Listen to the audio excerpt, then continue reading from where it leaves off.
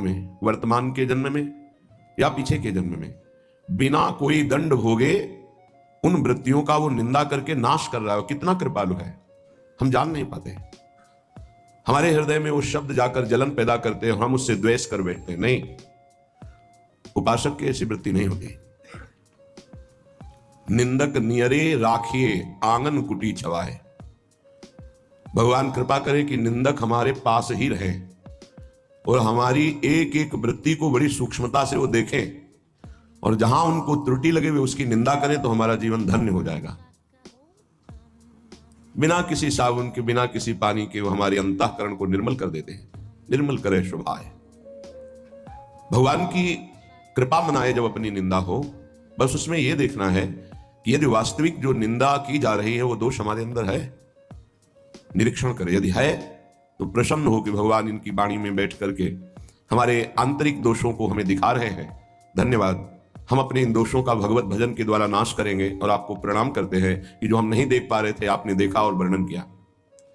यदि ऐसा नहीं है तो निश्चित समझो आपके प्रारब्ध का बिना भोगे वो नाश कर रहा है, जो आपकी निंदा कर रहा है। वो आपकी आध्यात्मिक उन्नति अवश्य होगी यदि विरोध ना करे निंदक का। तो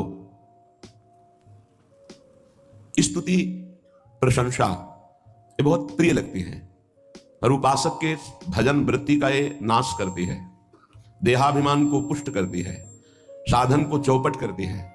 अगर कहीं अपने सामने अपनी कोई स्तुति करे, प्रशंसा करे, तो हृदय में बिल्कुल हर्ष नहीं होना चाहिए और बुरा मानना चाहिए कि ऐसा क्यों बोल रहा है। नहीं बोलना चाहिए, मैं इस योग्य नहीं हूं, मैं बहुत अधम हूं, ऐसा हृदय में चलना चाहिए। वो बाहर बोल रहा है, उसकी बातें सुननी नहीं चाहिए, निंदा सुननी चाहिए। हृदय में जो जलन होगी उससे पाप नष्ट होगा। स्तुति यदि सुनी तो हर्ष होगा, पुण्य नष्ट होंगे, भजन वृत्ति क्षीण होगी, अहंकार पुष्ट होगा। इसीलिए सम्मानम कलयाति घोर गरलम। सम्मान स्तुति प्रशंसा को घोर विष समझे, तभी उपासना परिपक्व होती है। श्रीपाद कह रहे हैं बहु विपत संपत्ति रे वास्तुवा। बहुत तरह की विपत्ति घेर ले, शारीरिक, मानसिक, व्यवहारिक, बेपरवाह रहो। यदि आपके हृदय में नाम चल रहा है तो हरि स्मृति सर्व विपद विमोक्षणम।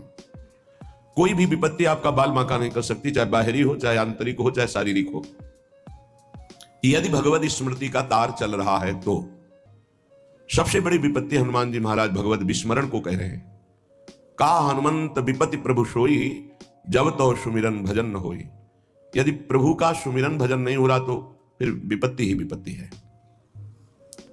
हरि स्मरण चल रहा है, प्रियालाल का स्मरण चल